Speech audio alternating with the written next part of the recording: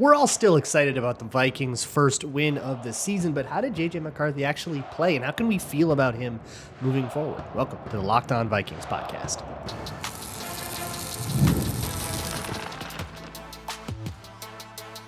You are Locked On Vikings, your daily Minnesota Vikings podcast, part of the Locked On Podcast Network, your team every day. What's going on, everybody? Welcome to the Locked On Vikings podcast, where we're always trying to learn something new. It's part of the Locked On Podcast Network, your team every day. Thank you so much for making Locked On Vikings your first listen of the day every single day. I appreciate my hashtag everydayers so very much. Today's episode of Locked On Vikings is brought to you by FanDuel. Right now, new customers can bet just $5, and if your bet wins, you'll get $300 in bonus bets to use across the app. Today on the show, it's Wednesday. This will be our film show. There will be no mailbag this week. It's just what it's going to be on a short week. I think things about that when we're a little too exciting to spend any time slowing things down for a mailbag. But continue to get your questions and your hot takes and your bold predictions in, because we will circle back to anything that's still relevant by this time next week, next Tuesday. So let's move into the main topic of the day, which is J.J. McCarthy. Of course, there's actually a couple things that I want to go over. I want to talk about how J.J. McCarthy's day really went. There is the lore of him having a day of struggles and then figuring it out and then doing better and then scoring 3 touchdowns. But that's not going to just exactly repeat itself next week. What will? I want to answer that question. I want to take a quick spotlight on Donovan Jackson, who I thought had a fantastic game, although maybe it's getting overrated. And also mention what really worked about the defense and just how legit their performance was. But I know you all want to hear about the baby boy, the golden hero of the night. Look, I'm happy with JJ McCarthy's game. I'm going to start there. Okay. It's good. I'm good enough with it. Okay. But I think the statistical representation, right? It's under 200 yards. EPA per play ended up near 0 on the night, dead average. I think is probably a fair characterization, even though it kind of shows me why some of those stats can be incomplete, right? Because to say that J.J. McCarthy's game was okay, kind of misrepresented. If you hear, oh yeah, J.J. McCarthy had an okay game, you would not think that he had such extremes. He had a game of extremes, of course. But what I want to talk about today is a little bit more nitty gritty. And it's about the details. One of the details that I think got messed up a lot, and I say I think because I can't know this for sure. You can't know what the playbook is like, and I doubt that Kevin O'Connell's going to let me get my grubby little paws on it. But I think the drop depths were messed up, especially on play action 7-step drops and rollouts. This happened in the preseason with J.J. McCarthy too. I think he's dropping too deep. And what that does is it exacerbates a problem you already had with Justin School. When an O-lineman like that is just getting crushed all day long, which is a bummer because the other 4 guys I thought had decent days at least. I think O'Neal and Fries did okay. I think Ryan Kelly and Donovan Jackson did fantastic. But when you're having that kind of day up front, you need help from your QB to keep the angles easy, to make it so that you don't have to cover 11 yards of space. Maybe only have to cover 9 yards of space as the tackle. And that means that you can let a rusher go upfield a little bit more. But if the drop depth is too deep, J.J. McCarthy dropped to 11 yards on occasion, or 10.5 a couple of different times too, on play action 7-step drops. Don't quote me here. Maybe this changed. But I have, over the years, gotten my hands on a couple of Shanahan-McVay playbooks. I've gotten on my hands on a LaFleur one, a McDaniel one, a Shanahan one, a McVay one. And in all of them, play-action 7-step drops usually want to land at about the 9-yard mark. Or shotgun 5-step drops want to land at about the 9-yard mark too. 9-10 yards is about as far as you ever want to go back. So when I see J.J. McCarthy stopping at the top of his drop back at 11 yards, immediately it feels a little weird. You don't often see that. Maybe Kevin O'Connell has decided that we're going to have the deepest dropbacks ever. Maybe like that. I'm not even saying that like facetiously. Maybe he has. But I do think that it was also, I don't think I know, it was inconsistent. It also wasn't exactly the same place every time. So it's really hard for me to believe that that's correct. And the problem with that is that the tackles don't get to look back and see where the quarterback is. They are playing with the expectation that the quarterback is on the spot he's supposed to be on. So if he's supposed to be 9 yards deep, you are not going to defend the 10th and 11th yard. In fact, you kind of want the edge rusher to go there. Go up past the quarterback and run past him. You aren't going to do anything about the play. Or take that all day. So this is not to excuse Justin School, who had a terrible game. There absolutely no excuses about that. That was awful. I still kind of am not 100% sure that they made the right call with who should be backing up Christian Darrisaw. I still would like to see them at least consider Walter Rouse if Christian Darrisaw is indeed going to miss another game, which I'm not sure if he is or not. But you're making a bad situation worse. And you're making things hard on Brian O'Neill as well. And I think some of the times that it looked like he had a bad rep, some of them, there was one Odengbo got to the inside of him. There was one where I think it was Odengbo again got a spin move on him. It turned into a pretty good. It was the out route to Justin Jefferson in the fourth quarter. It was a really, really nice throw from McCarthy, but it looked pretty. Or no, it was the touchdown to Aaron Jones that O'Neill got totally spin cycled, right? Like he didn't have a perfect game by any stretch of the imagination, but some of the things that feel like they're losses on him and he just lets the edge go right by, he might be thinking, oh man, you're going way too far upfield. My quarterback's not going to be there. And then the quarterback is there and you're going, well, what the heck, right? Why aren't you where you're supposed to be? For McCarthy, it means that he has to now work that much harder to step up and climb the pocket when that edge pressure comes around, and it makes the edge rusher's job so much easier. It's so much easier to get by a guy when the boundaries of your rush, which is QB depth, this is how edge rushers are taught from high school up. You get to QB depth, you flatten out. You get to wherever the QB is, you don't go past that because there's no point, right? So you're kind of in a confined space. Imagine a wall, the line of scrimmage and the quarterback depth, and you got to get past a guy Red Rover style through that. That's the game, right? So that is an issue, and it's emblematic of a couple of issues that were, I will call, detail-oriented issues. Getting your feet set, but maybe a little bit off on the angle. Getting the right timing, but maybe you rushed it a little bit. This happened to J.J. McCarthy a couple times early in the game, and some of the plays that didn't work early in the game were, I would argue, because J.J. McCarthy was rushing. He was rushing his reads. He would go through the read, but he would go through it so fast that it didn't have time for the routes to break. So he was on to the third read. The first one was open, but you didn't even get to see that. You're rushing 1, 2, 3. You start to feel that pressure a little bit. And especially early in the game, you take a sack on the first series, and now suddenly you come back and you're rushing a little bit, and you just need to settle down. And when you go into the fourth quarter and he does settle down and things start going a lot better, he's no longer rushing. The timing is a lot more precise. That's really nice. And so in terms of what to expect moving forward about all this, these little detail-oriented issues are, as interesting as they are to talk about, they're the kind of thing that does get ironed out.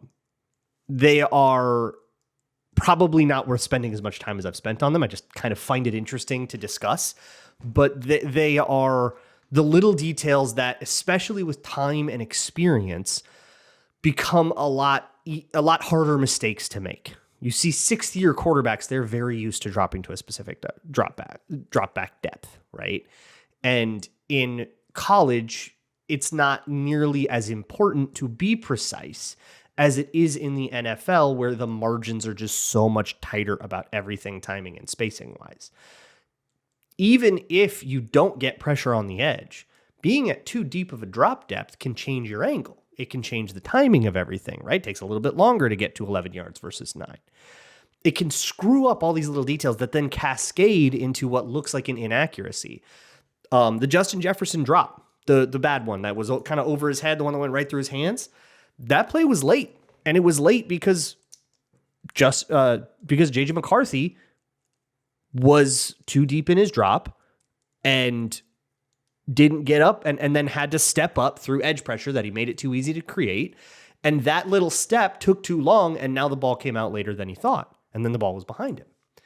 Does that excuse Justin Jefferson's drop? Absolutely not. You got to have that. And that play is way more on Justin Jefferson than on J.J. McCarthy. But these little details make stuff harder. And when you make stuff harder, you're going to fail that much more often in the long term. And this is a long-term game.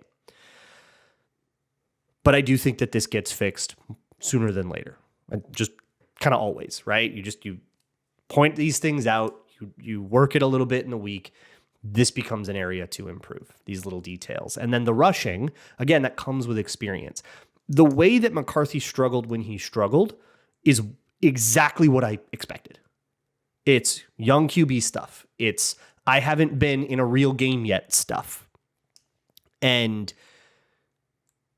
with time, we simply hope that these problems appear less and less and less, and one day they aren't appearing at all. So that's how development looks, but it doesn't look like a perfect thing right off the bat. So while I focused mostly on a couple of negative things in this segment, I want to reiterate what I said at the beginning, which is I liked the game. I liked that those things happened. I like that what we're talking about is tiny little details of operations and not, well, he couldn't hit the broadside of a barn, or he didn't know how to read the field and he stared down receivers, or he ran every play. We're not talking about these disastrous things. We're talking about, well, his drop depth could have moved up 2 yards. That's a great thing to be discussing after his debut. But it does need to be fixed. And when it does get fixed, things will tighten up and look a little better. That's going to be really exciting. As for the rest of the team, I think the thing I come away most excited about is in the trenches. Surprise, surprise. We'll get to that next on Locked On Vikings. Today's episode of Locked On Vikings is brought to you by FanDuel. The NFL season is here, and FanDuel is making sure that you are ready for kickoff with a can't-miss offer. Right now, new customers can bet just $5, and if your bet wins, you get $300 in bonus bets to use across the app. You can use that on anything. You can even go to some preseason futures that are still up. You can still bet on the Vikings win total. You can take Vikings over 9.5 or over 8.5, whatever you want. It's still there. Vikings over 9.5 is still plus 105, even though they already have one win going toward that. So if you are that kind of believer, or maybe you want to look more at the individual games, you can go find some super short odds money line like the Ravens to beat the Cleveland Browns. It's only minus 750, but if you put $5 on it as your first bet, and assuming the Ravens win, you get $300 in bonus bets to use across the app. It's quick, it's easy, and it's the best way to add a little bit more energy to a Sunday or a primetime game that you otherwise have no stake in. So are you ready to play? Download the FanDuel app now by visiting FanDuel.com to get started. That's FanDuel.com to place your first $5 bet. Today's episode is also brought to you by Supply House. When the opening whistle blows on a new repair, get your crew moving forward with Supply House. Order today and see parts on your doorstep tomorrow. Over 280,000 plumbing, HVAC, and electrical items from the most trusted brands in the business. Their real-time inventory and honest lead times keep you from punting projects, while their industry-leading customer service always has your blind side covered.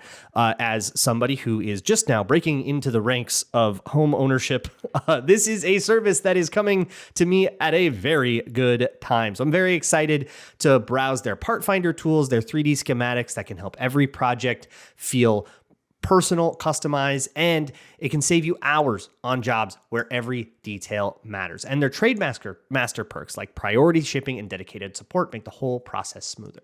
Join the free Trade Master program today and score serious perks like priority shipping, lower prices, and a dedicated support line. Visit supplyhouse.com to sign up for free and use promo code SHNFL5 for 5% off of your first order. That's supplyhouse.com. Real people, real service. Moving along with the Locked On Vikings podcast. If you want to hear more about JJ McCarthy, you can check out my Patreon page, patreon.com/LukeBrunnNFL. I uploaded an hour-long JJ McCarthy breakdown of the whole game for free. Don't even have to sign up. Don't even have to give me an email. I just want people to go in and watch it, okay? And if you like the content and you want to join, I sure as heck am not stopping you. Let's move on, though, to the offensive line, and in particular, Donovan Jackson. I don't need to tell you Justin School had a bad game. You know that, and we'll see if the Vikings do anything about it, or if Christian Darrisaw just plays now and it becomes a moot point. That's, I think, what we're all hoping for. But there was a stat going around on social media about Donovan Jackson essentially pitching a no-hitter in this game. 0 pressure, 0 hits, 0 anything allowed. I don't think I agree with that. I think I would nitpick a couple of the characterizations there. There was a near strip sack that came up Donovan Jackson's lane. It happened really late in the down, so I think entities like PFF are going to credit that to the quarterback. But I don't think that it's J.J. McCarthy's fault that it was late in the down. I think it was a longer developing play. And like these stat websites, typically, correct me if I'm wrong, if you work for one of these and I'm wrong about this, but typically they have like a threshold of time that's like after 2.5 or after like 3 seconds, it's no longer the O-line's fault, it's now the quarterback's fault. And while that's a reasonable rule of thumb, if you're going to like apply it globally to charting, it will often enough mischaracterize, especially in an offense like the Minnesota Vikings, where they love a long developing 20-yard route that causes the quarterback to hold the ball for a little while longer. And the quarterback's kind of got to buy that time one way or another. Or the O-line just has to hold up for that much longer. That said, I don't want that to be your takeaway about the Donovan Jackson game, which is that there's one specific pressure I think he did give up, but he didn't get credited for. So I don't think it was the true no-hitter. I don't want you to take away that like there was actually one pressure when really it was zero, as if that's like suddenly a terrible game. What I want you to take away is that one of my pregame predictions I discussed with Lauren could not have been more wrong. At the end of the show of the crossover with Lauren Cox, another crossover coming tomorrow, by the way, with Aaron Freeman, we discussed some of the keys to the game, and I thought that like a sneaky mismatch that could have ended up being really important was Donovan Jackson versus Grady Jarrett. We hadn't seen anything from Grady Jarrett, but he's the wily vet, right? Maybe not the athlete he used to be, but he's got plenty of tricks up his sleeve. And a lot of times the rookie in his first game goes up against the old guy that's not as athletic as the young rookie anymore, but has those tricks, can Mr. Miyagi it, and can kind of hand that guy the bad game. The opposite could not have happened harder. Donovan Jackson took Grady to the woodshed on a lot of these plays. Pass protection plays where Grady Jarrett would try for that great swim move that he has and just get shot to the ribs and totally stymied. Quick get off stuff that just didn't work very well at all. Donovan Jackson's feet were fast enough. I mean, Grady Jarrett, like, he's still Grady Jarrett. Like he still has a really wide bag of tricks. And Donovan Jackson was just able to handle all of them and also had some great push on some run plays, right? There's a couple of really nice pass pro and then like one-on-one run blocking reps that are really nice as well. So there's just a lot to love about this Donovan Jackson game. It's a really great debut, which is especially encouraging because the only other time we had seen Jackson in real game action was in the preseason, and it didn't look great in the preseason. He took a couple of L's there. He had a couple of other, suspect reps that you got to argue about how much you're mad at him for. But how about just really come out and have a great game against a guy who's probably going to the Hall of Fame? Like, that's excellent. And elsewhere on the line, you had a lot of excellent performances as well. Anytime Ryan Kelly and Will Fries were together on a double, it looked awesome. Brian O'Neill had his hands full a lot with that drop depth issue and a lot of Montez Sweat.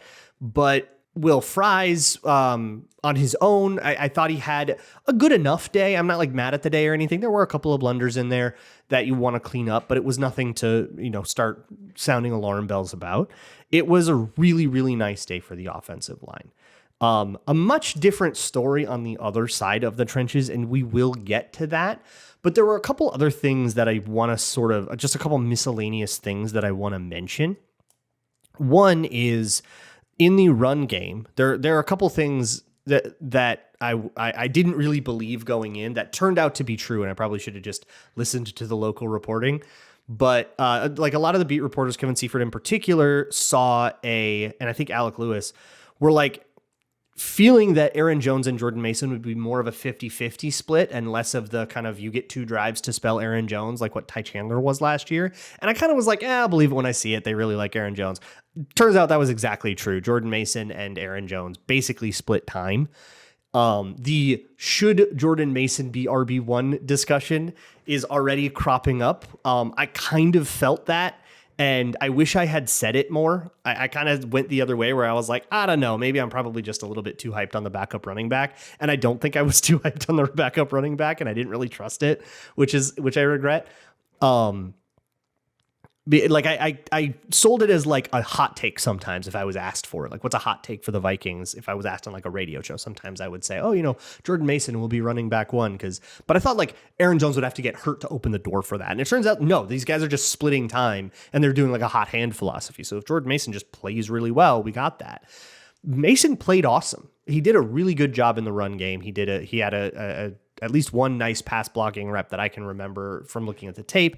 The problem is Aaron Jones had a phenomenal game too. It just wasn't in running.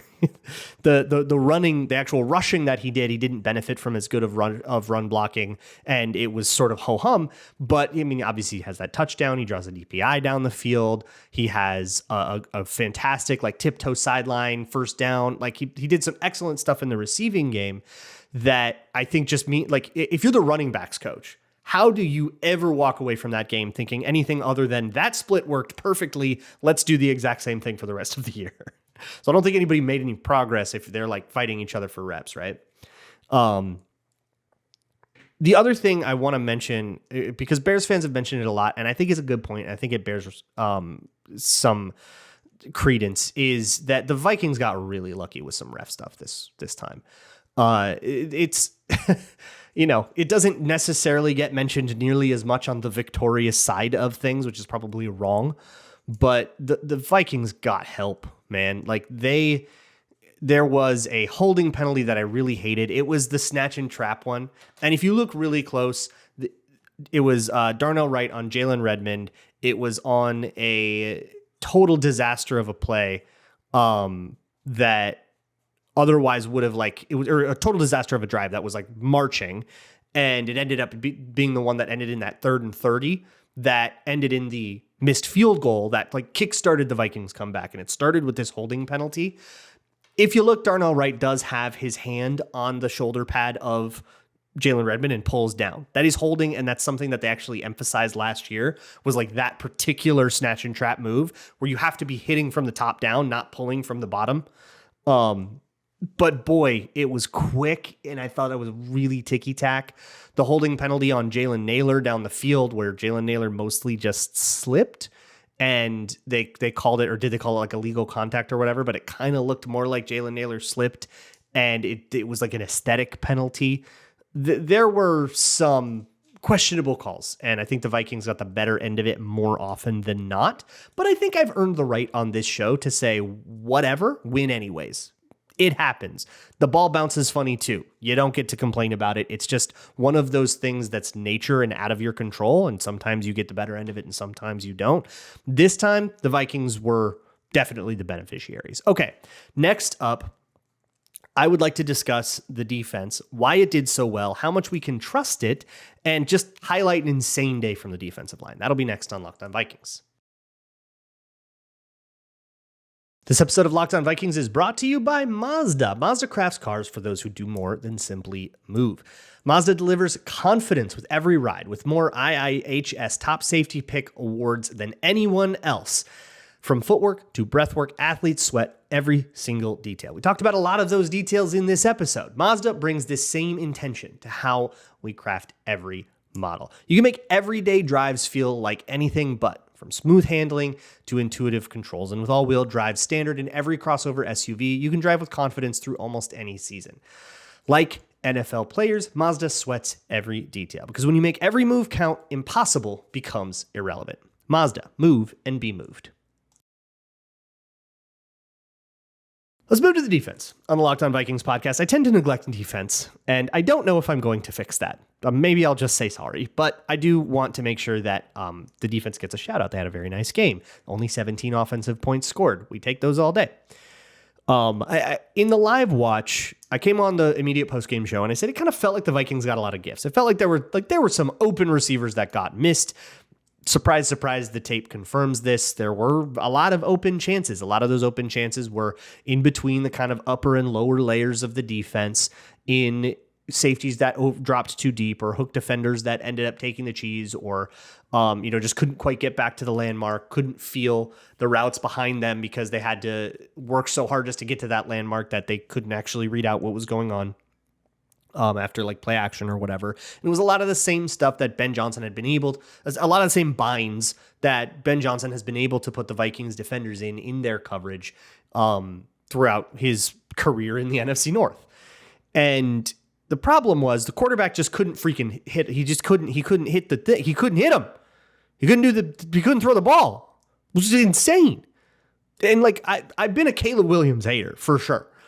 But this was startlingly inaccurate. It's not the worst game Caleb Williams has had by any stretch of the imagination. He had some awesome plays in this one. Some absolute ropes too. Like there was plenty of good. But like the way it went wrong was just like missing a lot. Like just sailing a jillion throws.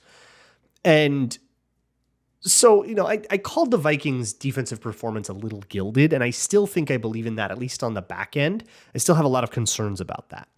On the front end, oh my Jesus, good God. This was acts of violence.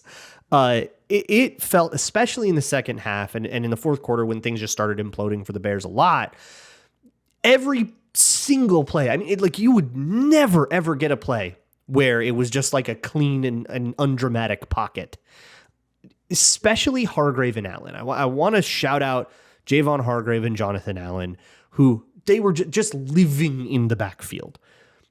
The Vikings pass rush plan, I don't think had a lot to do with the edge rush.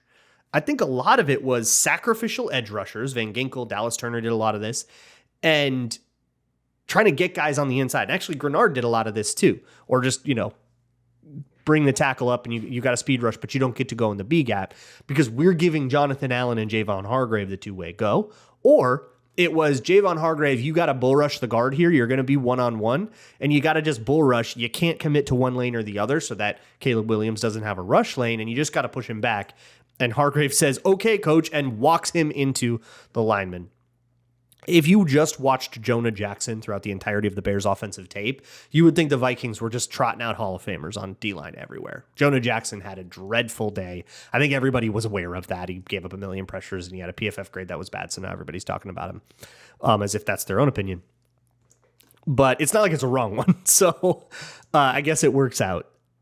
Drew Dalman had a couple of really nasty L's. He took a nasty one to Levi Drake Rodriguez, which brings me to another point, which is like, everybody ate.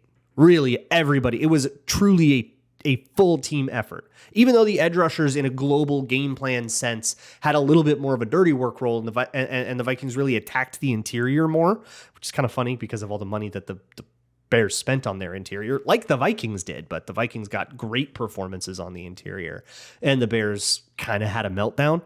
But it's not like the edge rushers didn't do anything. It's not like Jonathan Grenard didn't have his moments and Van Ginkel didn't have his moments and Dallas Turner didn't have his moments. Everybody ate. And then the rotational guys ate. Jalen Redmond had his moments too. I think I probably overrated his game coming off the live watch, but it's not like he had a bad one. And even guys like Turner or Redmond who had maybe quieter stat sheet games still had an impact and still played well. It's just that somebody else ended up getting the glory, and that's kind of the nature of a team sport. And then the backups got in, and like those guys ate too, right? You got a couple of really nice moments for Levi Drake Rodriguez, or special teams moments for Chaz Chambliss, or of course Miles Price. Everybody ate. Everybody ate. It was super awesome. It really and Kevin O'Connell gives a game ball to the whole team because at some point every single person who dressed stepped up. It's so cool to get that kind of effort on Monday Night Football. But I don't want that to distract from really the big takeaway here, which is that the Bears offense collapsed because of interior pressure, because of guys who were making their first starts as Vikings in Javon Hargrave and Jonathan Allen. Like those two guys in particular were just unstoppable forces of destruction and chaos.